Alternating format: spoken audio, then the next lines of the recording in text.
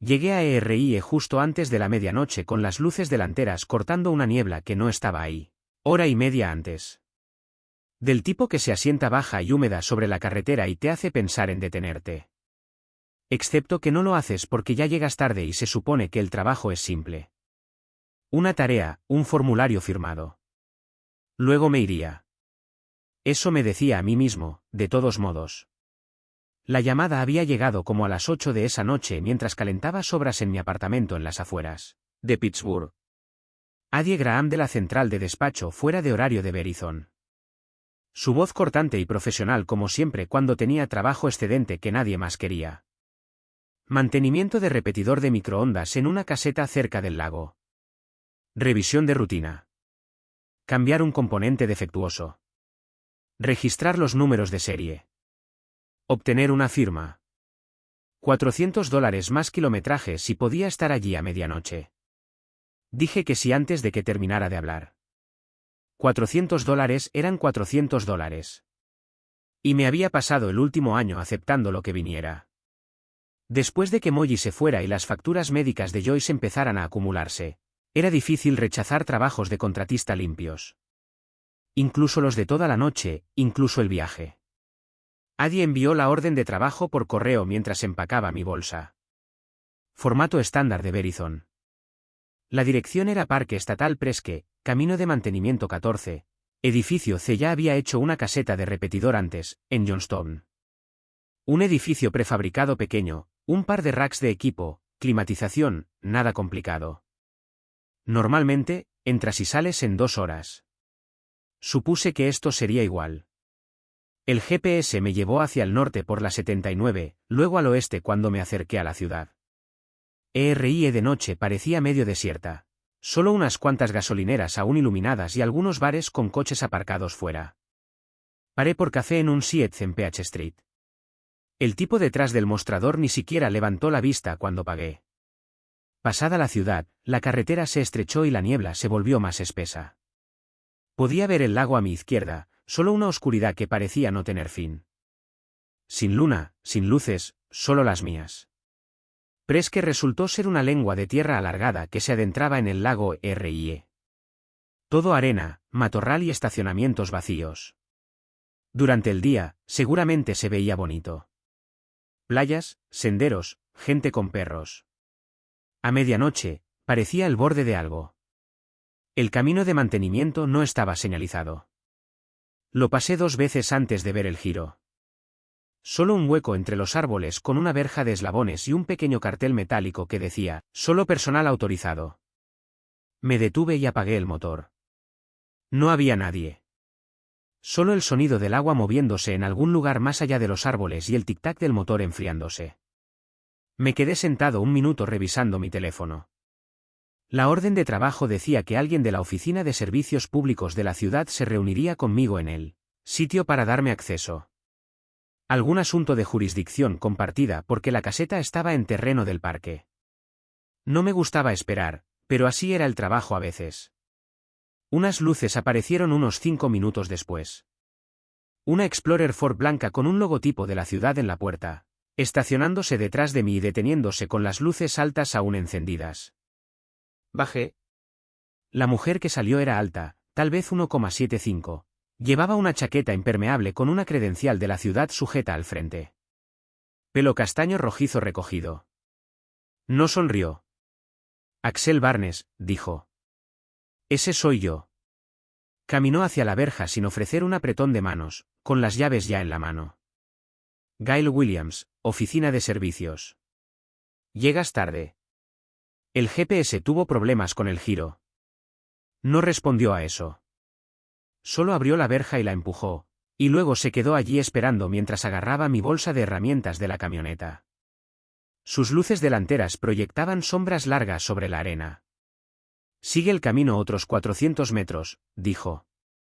Te sigo. Volví a subir y conduje. El camino apenas era un camino, más bien.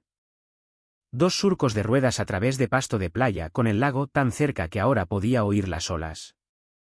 La caseta apareció bastante rápido, solitaria en un claro sin nada más alrededor. Edificio rectangular pequeño, unos 4x6 metros, pintado de ese beige genérico de servicios. Una ventana con persianas bajadas.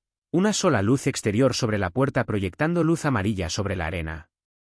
El lago Erie lo rodeaba por 3 lados. Podía ver el agua más allá del pasto, negro y ondulante bajo la niebla. Estacioné y bajé. Gail se detuvo a mi lado y apagó el motor, pero dejó las luces delanteras encendidas. Los haces iluminaron el frente de la caseta e hicieron que el resto del claro pareciera más oscuro. Caminó hacia la puerta, la abrió y la empujó. Luego se hizo a un lado. Adelante. Entré y dejé mi bolsa en el suelo. El interior era lo que esperaba. Suelo de hormigón, racks de equipo metálicos a lo largo de la pared trasera, una mesa plegable con un libro de registro y un equipo de radio, un par de tubos fluorescentes en el techo. Olía a polvo y electrónica vieja. Frío, pero no congelado. Había un calefactor en la esquina, desenchufado. Gail se quedó en el umbral, mirándome. Sin moverse, solo mirando. Me inquietó un poco. Me volteé y la miré. ¿Algo malo? No, dijo. Solo asegurarme de que estás listo. Estoy bien. No se fue. Se quedó allí otros segundos, sus ojos recorriendo la habitación, recorriéndome a mí, como si estuviera marcando algo en una lista mental. Luego metió la mano en su chaqueta y sacó una hoja de papel doblada. Antes de irme, dijo, tienes que leer esto. Me la entregó. La desdoblé. Era una hoja impresa, solo texto, sin logotipo ni encabezado. 5 líneas, cada una numerada. La fuente era Courier, la misma que se ve en formularios viejos fotocopiados demasiadas veces. Lo leí.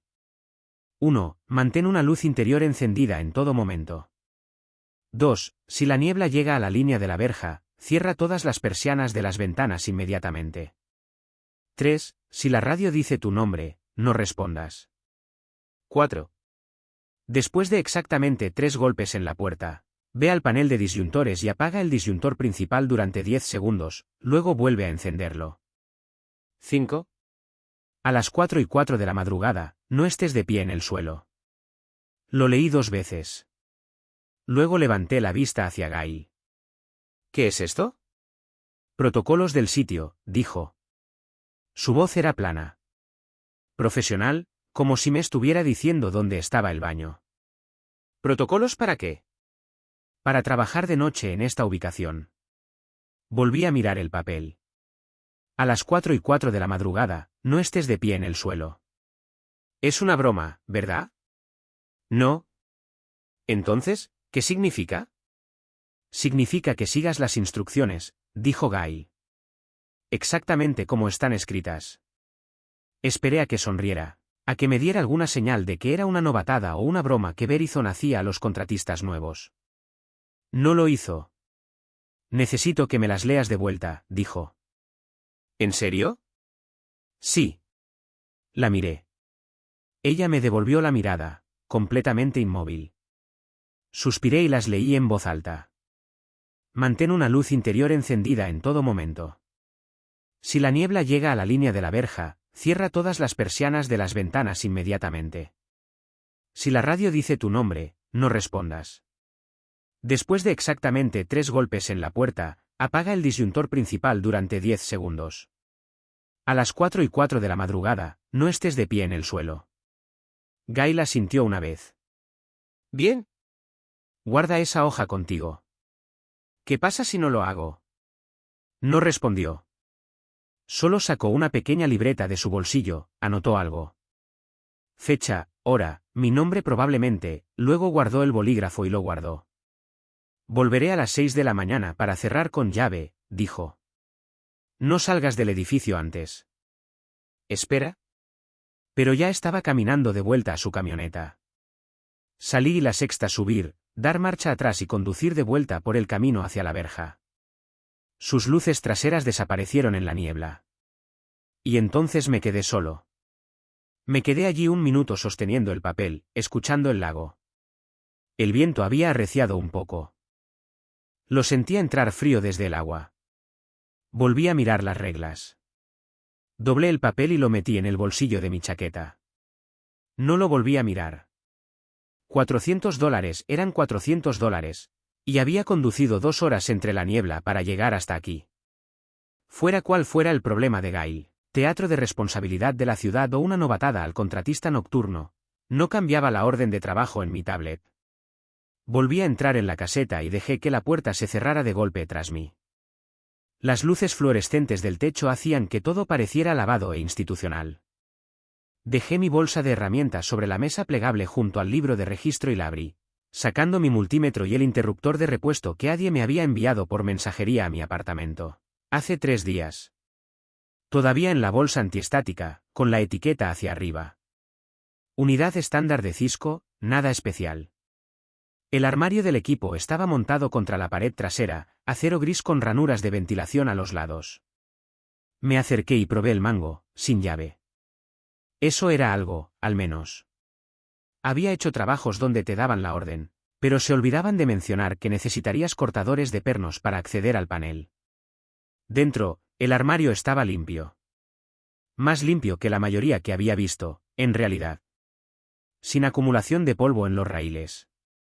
Sin cables sueltos sujetos con bridas en el caos de la última instalación. Todo estaba etiquetado con letra imprenta ordenada en cinta blanca. Distribución de energía arriba, interruptor de red en el medio, controlador del repetidor de microondas abajo. El interruptor que necesitaba era la unidad del medio, un modelo de 24 puertos con una sola luz ámbar parpadeando en el panel frontal, indicador de fallo. Coincidía con la orden de trabajo. Saqué mi teléfono para tomar una foto previa al trabajo. Procedimiento estándar. Documentar la configuración antes de tocar nada, y luego otra vez después. Por si alguien afirmaba que freíste su sistema, tener pruebas de que ya estaba medio muerto cuando llegaste. La cámara se abrió bien. Tomé 3 fotos desde diferentes ángulos, verifiqué que se guardaran, luego guardé el teléfono en el bolsillo y me puse a trabajar. Primer paso, confirmar que está realmente muerto. Agarré mi multímetro y probé la entrada de alimentación del interruptor. El voltaje era normal. Así que la unidad recibía energía, pero no enrutaba el tráfico. Probablemente una placa lógica quemada, lo que significaba que el cambio lo arreglaría o no. Y de cualquier manera, habría terminado en menos de 1 hora. Apagué el interruptor usando el botón del panel frontal. La luz ámbar parpadeó 2 veces y luego se apagó. Quité el cable de alimentación, quité los cables principales de red 1 por 1, 8 cables en total, y los enrollé en el suelo del armario para que no se enredaran. Desatornillé las orejas del rack. Todo el proceso llevó unos 6 minutos. El interruptor de repuesto se deslizó en los raíles con suavidad.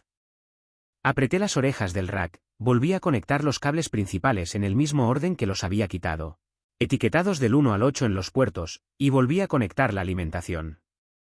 Presioné el botón. La unidad arrancó con una luz verde que cambió a fija después de unos 30 segundos. Intercambio limpio, probablemente. Tendría que esperar unos minutos más a que se llenaran las tablas de enrutamiento antes de poder confirmar que el enlace estaba realmente pasando tráfico, pero parecía bien. Sin códigos de error en la pantalla. Me alejé un paso y revisé mi teléfono para ver la hora, 11:18, y sin señal. Me quedé mirando la esquina superior de la pantalla.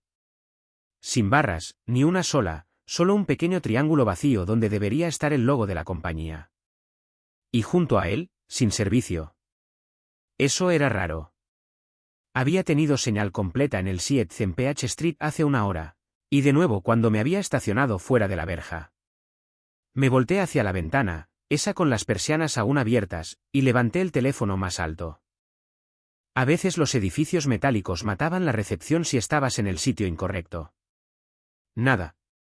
El triángulo siguió vacío. Caminé hacia la puerta y la entreabrí, dejando que el aire frío golpeara mi cara, mantuve el teléfono fuera. Esperé 10 segundos.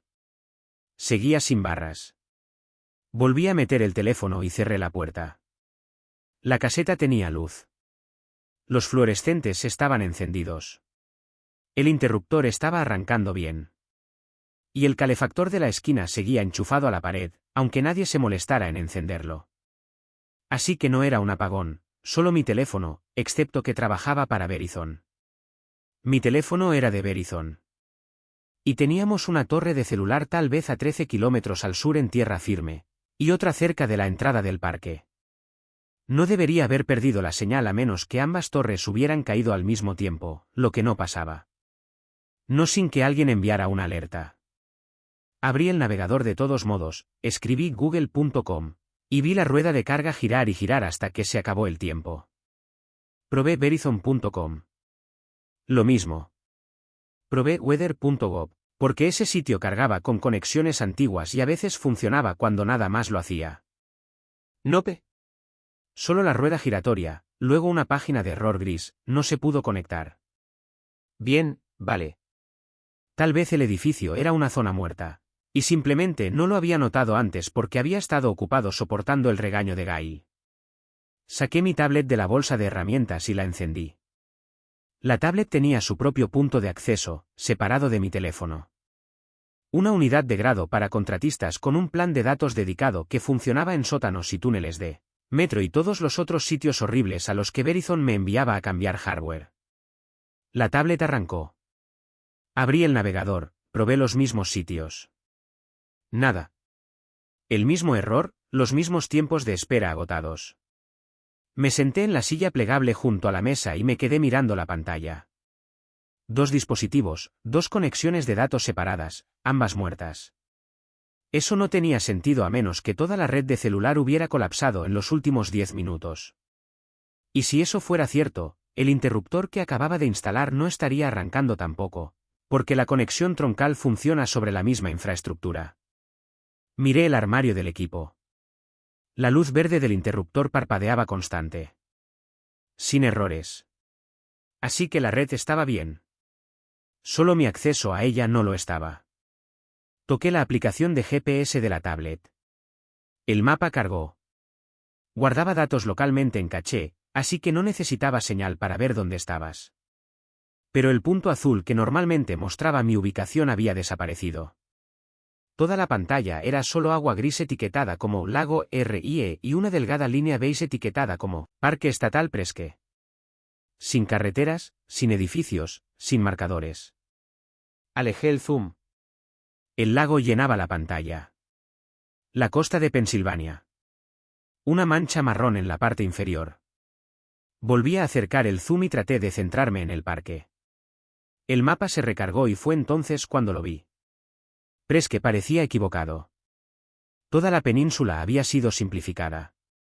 Como si alguien hubiera tomado la geografía real, las carreteras sinuosas, las playas, las lagunas, y simplemente hubiera dibujado una línea recta sobre ella. Una carretera. Eso era todo. Una sola ruta que iban desde la entrada del parque en tierra firme hasta donde estaba la caseta, y luego se detenía. Sin bucles, sin caminos de mantenimiento que se desviaran. Sin zonas de aparcamiento ni senderos, solo una línea que terminaba en un punto azul etiquetado como Edificio C. El resto de la península estaba en blanco. Espacio beige vacío entre el lago y la carretera. Sin detalles. Cerré la aplicación y la volví a abrir. Lo mismo. Cambié a vista satélite. La imagen no cargó, solo un cuadrado gris con un icono de carga que giró durante 15 segundos antes de rendirse. Dejé la tablet sobre la mesa y me froté los ojos. Vale, así que mi teléfono estaba muerto. Mi tablet estaba medio muerta, y el mapa había decidido que Presque ya no existía, excepto por la única carretera por la que había entrado. Probablemente un fallo de software, alguna actualización enviada durante la noche que corrompió los mapas en caché. O tal vez la antena del GPS de la tablet había muerto finalmente después de 3 años de ser lanzada por ahí en mi camioneta. No importaba. Todavía tenía trabajo que terminar. Me volteé hacia el armario del equipo y abrí la pantalla de diagnóstico del interruptor. Todos los puertos mostraban verde. Enlace activo. Tráfico circulando. El cambio estaba bien. Agarré el libro de registro de la mesa. Lo abrí en la primera línea en blanco y anoté la fecha, la hora y el número de serie del interruptor viejo, luego el nuevo.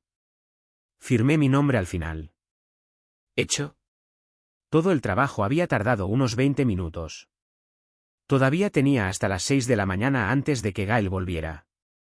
Me quedé sentado un segundo, mirando el libro de registro. Las entradas anteriores se remontaban meses. Diferentes nombres, diferentes fechas, todas el mismo tipo de trabajo. Mantenimiento de rutina. Nada raro. Nadie había escrito «seguí las reglas» o «no morí» en los márgenes. Cerré el libro y me puse de pie. Tenía las piernas entumecidas. El frío se estaba instalando en la habitación ahora que no me movía, colándose por el hueco bajo la puerta y las paredes sin aislar. Miré el calefactor de la esquina, todavía desenchufado. Podía encenderlo. Sentarme aquí 5 horas bebiendo el café que había comprado en Sietz y tratando de no pensar en las reglas dobladas en mi bolsillo, o podía revisar el perímetro. La caseta tenía un sistema de cámaras. Había notado el monitor en la estantería sobre la mesa plegable cuando entré. Una pequeña unidad en blanco y negro con una pantalla dividida en 4, probablemente activada por movimiento, instalada para captar vándalos o niños que intentaran manipular el equipo. No me había molestado en mirarlo antes porque no me importaba. Pero ahora tenía tiempo que matar y nada más que hacer. Me acerqué al monitor y toqué la pantalla. Se encendió mostrando 4 ángulos de cámara en una granulada alimentación en gris. Arriba a la izquierda, el frente de la caseta y el claro donde había estacionado. Arriba a la derecha, la línea de la verja hacia el este. Eslabones de cadena perdiéndose en la oscuridad.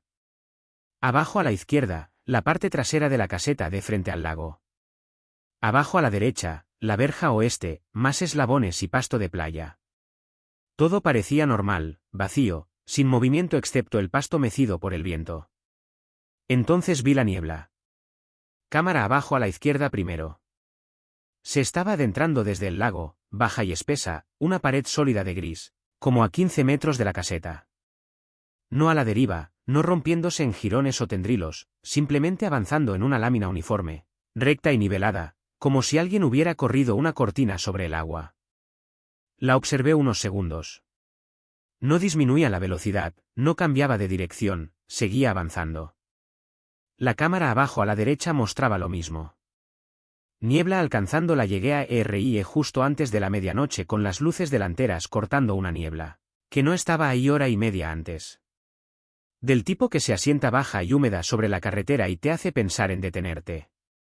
Excepto que no lo haces porque ya llegas tarde y se supone que el trabajo es simple. Una tarea, un formulario firmado. Luego me iría. Eso me decía a mí mismo, de todos modos. La llamada había llegado como a las 8 de esa noche mientras calentaba sobras en mi apartamento en las afueras de Pittsburgh. Addie Graham de la central de despacho fuera de horario de Verizon. Su voz cortante y profesional como siempre cuando tenía trabajo excedente que nadie más quería. Mantenimiento de repetidor de microondas en una caseta cerca del lago. Revisión de rutina. Cambiar un componente defectuoso. Registrar los números de serie. Obtener una firma. $400 más kilometraje si podía estar allí a medianoche. Dije que sí antes de que terminara de hablar. $400 eran $400. Y me había pasado el último año aceptando lo que viniera. Después de que Molly se fuera y las facturas médicas de Joyce empezaran a acumularse, era difícil rechazar trabajos de contratista limpios. Incluso los de toda la noche, incluso el viaje. Addie envió la orden de trabajo por correo mientras empacaba mi bolsa. Formato estándar de Verizon. La dirección era Parque Estatal Presque, Camino de Mantenimiento 14, edificio C. Ya había hecho una caseta de repetidor antes, en Johnstown. Un edificio prefabricado pequeño, un par de racks de equipo, climatización, nada complicado. Normalmente, entras y sales en 2 horas. Supuse que esto sería igual. El GPS me llevó hacia el norte por la 79, luego al oeste cuando me acerqué a la ciudad. ERIE de noche parecía medio desierta. Solo unas cuantas gasolineras aún iluminadas y algunos bares con coches aparcados fuera. Paré por café en un Sietz en Peach Street. El tipo detrás del mostrador ni siquiera levantó la vista cuando pagué. Pasada la ciudad, la carretera se estrechó y la niebla se volvió más espesa. Podía ver el lago a mi izquierda, solo una oscuridad que parecía no tener fin. Sin luna, sin luces, solo las mías.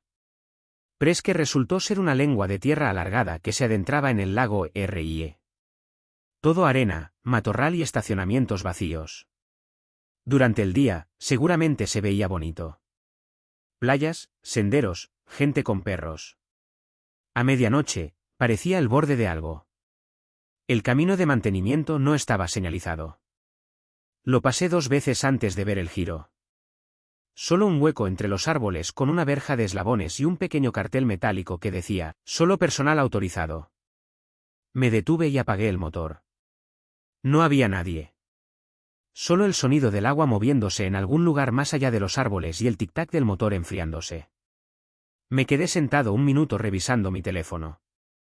La orden de trabajo decía que alguien de la Oficina de Servicios Públicos de la ciudad se reuniría conmigo en el sitio para darme acceso.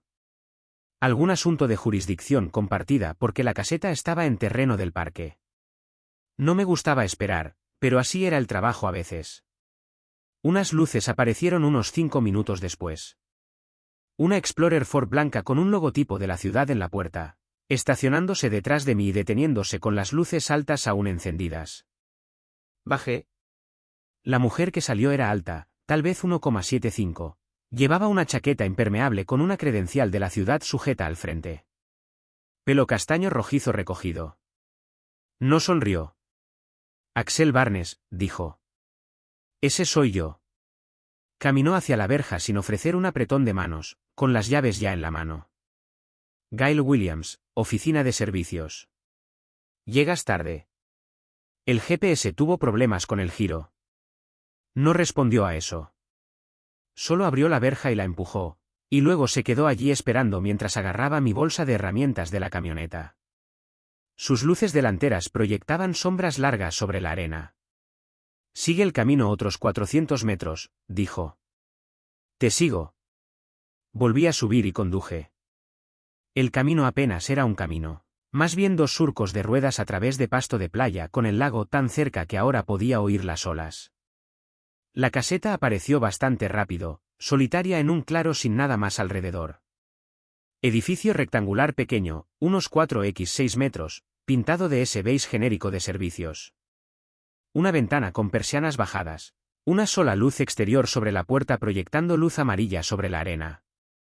El lago Rie lo rodeaba por 3 lados.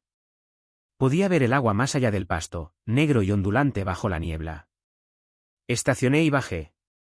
Gail se detuvo a mi lado y apagó el motor, pero dejó las luces delanteras encendidas. Los haces iluminaron el frente de la caseta e hicieron que el resto del claro pareciera más oscuro. Caminó hacia la puerta, la abrió y la empujó. Luego se hizo a un lado. Adelante. Entré y dejé mi bolsa en el suelo. El interior era lo que esperaba. Suelo de hormigón, racks de equipo metálicos a lo largo de la pared. Trasera, una mesa plegable con un libro de registro y un equipo de radio. Un par de tubos fluorescentes en el techo. Olía a polvo y electrónica vieja. Frío, pero no congelado. Había un calefactor en la esquina, desenchufado. Gail se quedó en el umbral, mirándome. Sin moverse, solo mirando. Me inquietó un poco. Me volteé y la miré. ¿Algo malo? No, dijo. Solo asegurarme de que estás listo. Estoy bien. No se fue. Se quedó allí otros segundos, sus ojos recorriendo la habitación, recorriéndome a mí, como si estuviera marcando algo en una lista mental. Luego metió la mano en su chaqueta y sacó una hoja de papel doblada. Antes de irme, dijo, tienes que leer esto. Me la entregó. La desdoblé. Era una hoja impresa, solo texto, sin logotipo ni encabezado. 5 líneas, cada una numerada. La fuente era Courier, la misma que se ve en formularios viejos fotocopiados demasiadas veces. Lo leí. 1. Mantén una luz interior encendida en todo momento. 2. Si la niebla llega a la línea de la verja, cierra todas las persianas de las ventanas inmediatamente. 3. Si la radio dice tu nombre, no respondas. 4. Después de exactamente 3 golpes en la puerta, ve al panel de disyuntores y apaga el disyuntor principal durante 10 segundos, luego vuelve a encenderlo. 5. A las 4:04 de la madrugada, no estés de pie en el suelo. Lo leí 2 veces. Luego levanté la vista hacia Guy. ¿Qué es esto? Protocolos del sitio, dijo. Su voz era plana. Profesional, como si me estuviera diciendo dónde estaba el baño. ¿Protocolos para qué? Para trabajar de noche en esta ubicación. Volví a mirar el papel. A las 4:04 de la madrugada, no estés de pie en el suelo. Es una broma, ¿verdad? No. Entonces, ¿qué significa? Significa que sigas las instrucciones, dijo Guy. Exactamente como están escritas. Esperé a que sonriera, a que me diera alguna señal de que era una novatada o una broma que Verizon hacía a los contratistas nuevos. No lo hizo. Necesito que me las leas de vuelta, dijo. ¿En serio? Sí. La miré. Ella me devolvió la mirada, completamente inmóvil. Suspiré y las leí en voz alta. Mantén una luz interior encendida en todo momento. Si la niebla llega a la línea de la verja, cierra todas las persianas de las ventanas inmediatamente. Si la radio dice tu nombre, no respondas. Después de exactamente 3 golpes en la puerta, apaga el disyuntor principal durante 10 segundos. A las 4:04 de la madrugada, no estés de pie en el suelo. Guy la sintió una vez. Bien. Guarda esa hoja contigo. ¿Qué pasa si no lo hago? No respondió. Solo sacó una pequeña libreta de su bolsillo, anotó algo. Fecha, hora, mi nombre probablemente, luego guardó el bolígrafo y lo guardó. Volveré a las 6 de la mañana para cerrar con llave, dijo. No salgas del edificio antes. Espera. Pero ya estaba caminando de vuelta a su camioneta. Salí y la sexta subir, dar marcha atrás y conducir de vuelta por el camino hacia la verja. Sus luces traseras desaparecieron en la niebla. Y entonces me quedé solo. Me quedé allí 1 minuto sosteniendo el papel, escuchando el lago. El viento había arreciado un poco. Lo sentía entrar frío desde el agua. Volví a mirar las reglas. Doblé el papel y lo metí en el bolsillo de mi chaqueta. No lo volví a mirar. $400 eran $400, y había conducido 2 horas entre la niebla para llegar hasta aquí. Fuera cual fuera el problema de Guy, teatro de responsabilidad de la ciudad o una novatada al contratista nocturno, no cambiaba la orden de trabajo en mi tablet. Volví a entrar en la caseta y dejé que la puerta se cerrara de golpe tras mí. Las luces fluorescentes del techo hacían que todo pareciera lavado e institucional. Dejé mi bolsa de herramientas sobre la mesa plegable junto al libro de registro y la abrí, sacando mi multímetro y el interruptor de repuesto que Adie me había enviado por mensajería a mi apartamento. Hace 3 días. Todavía en la bolsa antiestática, con la etiqueta hacia arriba. Unidad estándar de Cisco, nada especial. El armario del equipo estaba montado contra la pared. Trasera, acero gris con ranuras de ventilación a los lados. Me acerqué y probé el mango, sin llave. Eso era algo, al menos. Había hecho trabajos donde te daban la orden, pero se olvidaban de mencionar que necesitarías cortadores de pernos para acceder al panel. Dentro, el armario estaba limpio. Más limpio que la mayoría que había visto, en realidad. Sin acumulación de polvo en los raíles. Sin cables sueltos sujetos con bridas en el caos de la última instalación. Todo estaba etiquetado con letra imprenta ordenada en cinta blanca. Distribución de energía arriba, interruptor de red en el medio, controlador del repetidor de microondas abajo.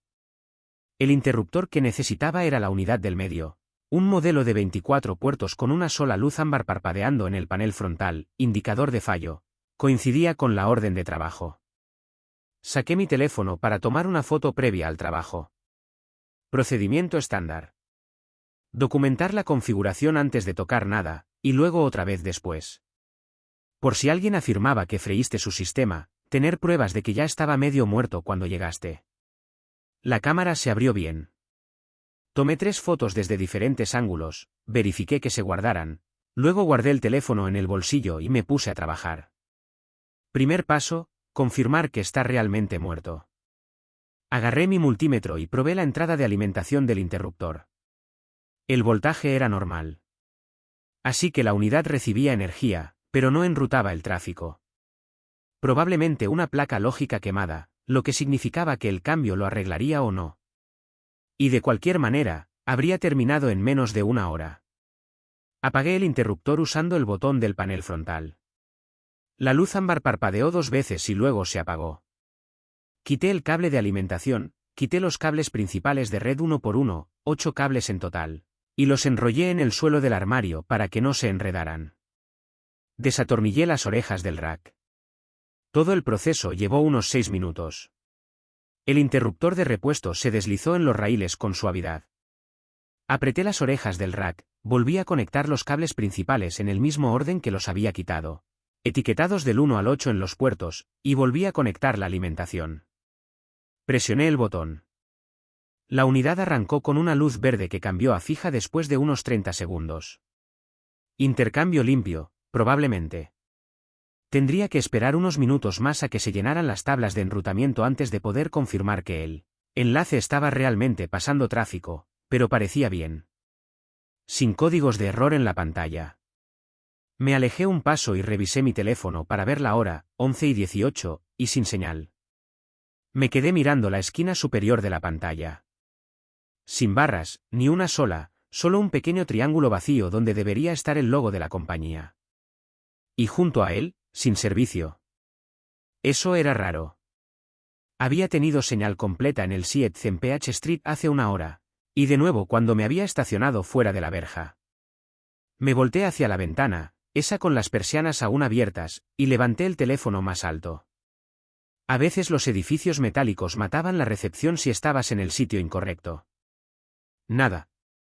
El triángulo siguió vacío. Caminé hacia la puerta y la entreabrí, dejando que el aire frío golpeara mi cara, mantuve el teléfono fuera. Esperé 10 segundos. Seguía sin barras.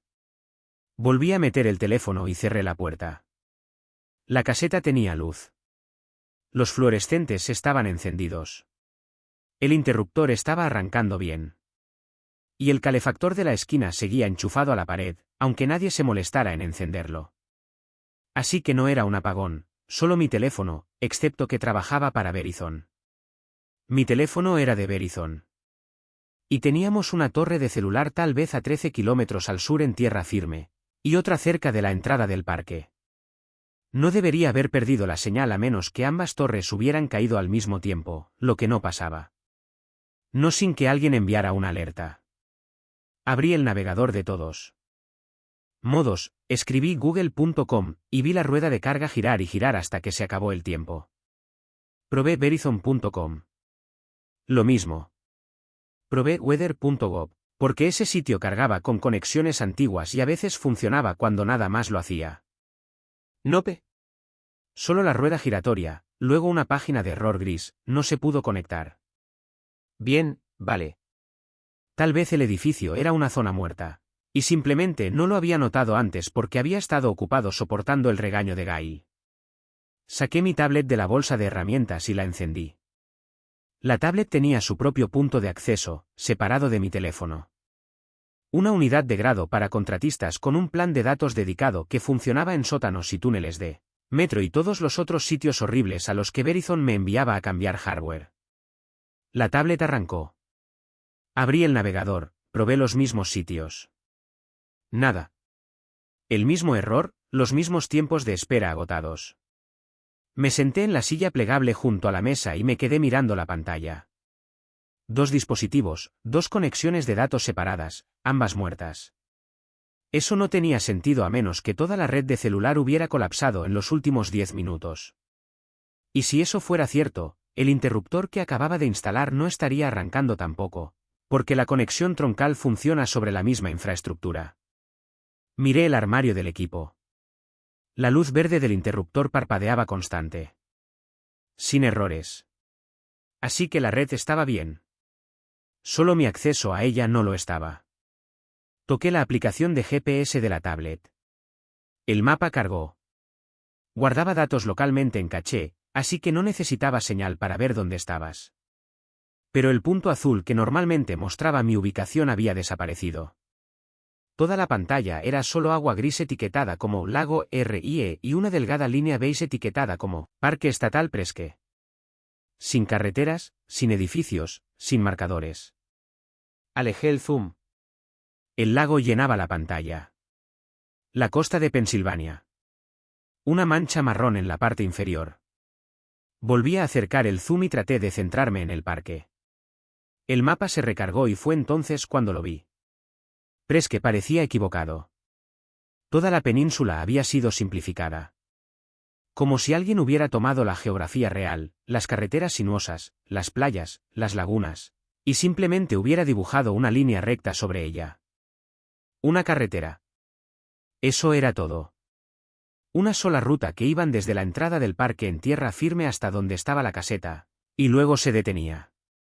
Sin bucles, sin caminos de mantenimiento que se desviaran. Sin zonas de aparcamiento ni senderos, solo una línea que terminaba en un punto azul etiquetado como Edificio C. El resto de la península estaba en blanco. Espacio beige vacío entre el lago y la carretera. Sin detalles. Cerré la aplicación y la volví a abrir. Lo mismo. Cambié a vista satélite. La imagen no cargó, solo un cuadrado gris con un icono de carga que giró durante 15 segundos antes de rendirse. Dejé la tablet sobre la mesa y me froté los ojos. Vale, así que mi teléfono estaba muerto. Mi tablet estaba medio muerta, y el mapa había decidido que Presque ya no existía, excepto por la única carretera por la que había entrado. Probablemente un fallo de software, alguna actualización enviada durante la noche que corrompió los mapas en caché. O tal vez la antena del GPS de la tablet había muerto finalmente después de 3 años de ser lanzada por ahí en mi camioneta. No importaba. Todavía tenía trabajo que terminar. Me volteé hacia el armario del equipo y abrí la pantalla de diagnóstico del interruptor. Todos los puertos mostraban verde. Enlace activo. Tráfico circulando. El cambio estaba bien. Agarré el libro de registro de la mesa. Lo abrí en la primera línea en blanco y anoté la fecha, la hora y el número de serie del interruptor viejo, luego el nuevo. Firmé mi nombre al final. ¿Hecho? Todo el trabajo había tardado unos 20 minutos. Todavía tenía hasta las 6 de la mañana antes de que Gael volviera. Me quedé sentado un segundo, mirando. El libro de registro. Las entradas anteriores se remontaban meses. Diferentes nombres, diferentes fechas, todas el mismo tipo de trabajo. Mantenimiento de rutina. Nada raro. Nadie había escrito «seguí las reglas» o «no morí en los márgenes». Cerré el libro y me puse de pie. Tenía las piernas entumecidas. El frío se estaba instalando en la habitación ahora que no me movía, colándose por el hueco bajo la puerta y las paredes sin aislar. Miré el calefactor de la esquina, todavía desenchufado. Podía encenderlo. Sentarme aquí 5 horas bebiendo el café que había comprado en Sietz y tratando de no pensar en las reglas dobladas en mi bolsillo, o podía revisar el perímetro. La caseta tenía un sistema de cámaras. Había notado el monitor en la estantería sobre la mesa plegable cuando entré. Una pequeña unidad en blanco y negro con una pantalla dividida en 4, probablemente activada por movimiento, instalada para captar vándalos o niños que intentaran manipular el equipo. No me había molestado en mirarlo antes porque no me importaba. Pero ahora tenía tiempo que matar y nada más que hacer. Me acerqué al monitor y toqué la pantalla. Se encendió mostrando 4 ángulos de cámara en una granulada alimentación en gris. Arriba a la izquierda, el frente de la caseta y el claro donde había estacionado. Arriba a la derecha, la línea de la verja hacia el este.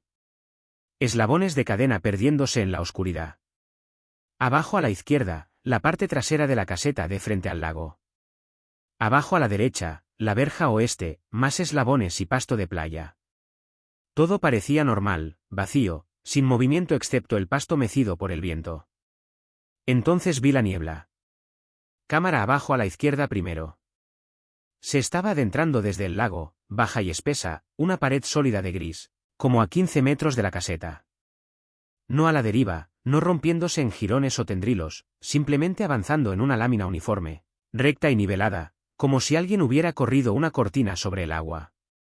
La observé unos segundos. No disminuía la velocidad, no cambiaba de dirección, seguía avanzando. La cámara abajo a la derecha mostraba lo mismo. Niebla alcanzando la verja oeste ahora, presionando contra los eslabones en una línea horizontal limpia. Sin huecos, sin variación de densidad, solo una pared. Cámara arriba a la derecha. La verja este desapareció cuando la niebla la envolvió. Miré la cámara arriba a la izquierda. El claro seguía visible. Mi camioneta aparcada en el medio, pero la niebla estaba como a 6 metros y cerrando. Entonces llegó a la línea de la verja. El papel en mi bolsillo se sintió más pesado. Regla 2. Si la niebla llega a la línea de la verja, cierra todas las persianas de las ventanas inmediatamente. Me volteé hacia la ventana. Las persianas seguían abiertas. El cristal reflejaba las luces fluorescentes y mi propia cara devolviéndome la mirada. No podía ver el ex.